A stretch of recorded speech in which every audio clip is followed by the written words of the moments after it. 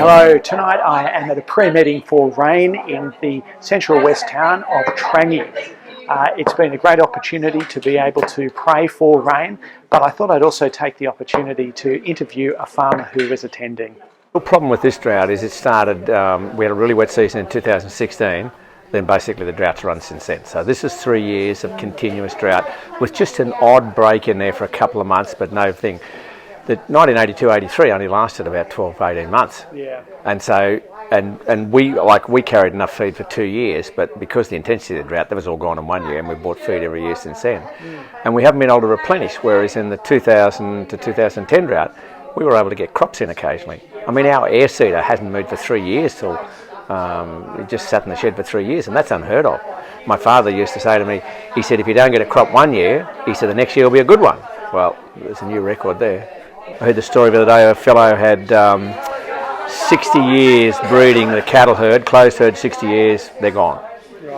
In our case, the cattle herd we had was 30 years of closed herd breeding, they're all gone. We've still got some sheep left, but they may be reduced in November. The next decision point for me is November, so that'll be that if I can't see rain or got any hope at that point, I'll drastically reduce the number. Sure. The only hope at the moment is that there's good rain all through the southern part of Australia, so a lot of the breeding stock can probably be shifted somewhere else.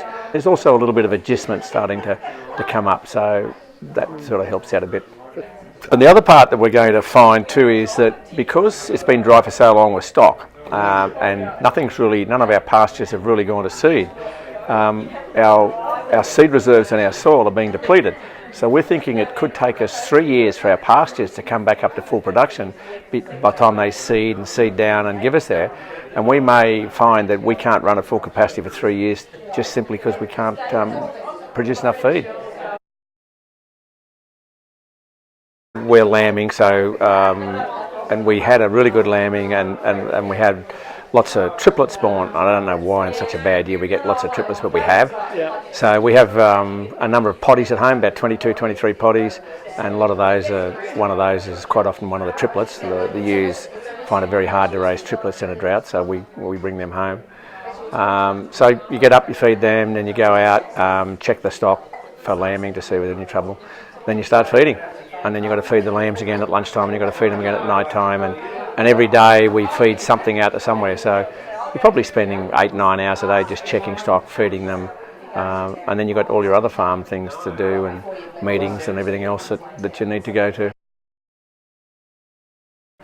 To go into this without having trust in God or having a fellowship, I think I'd be pretty scared. I'd be really worried, and I'd be, I think the black dog would be right there at my heels. It's not up to me or anyone else. God determines whether they come. He'll remove the scales from their eyes when He's ready. We just go out. We don't know when we're going out, whether we're ploughing the soil, planting the seed, or watering it. We just do. We're just an instrument of God. We're going out proclaiming the gospel, and hopefully with the goal that those people will at some point in time come into fellowship with Christ.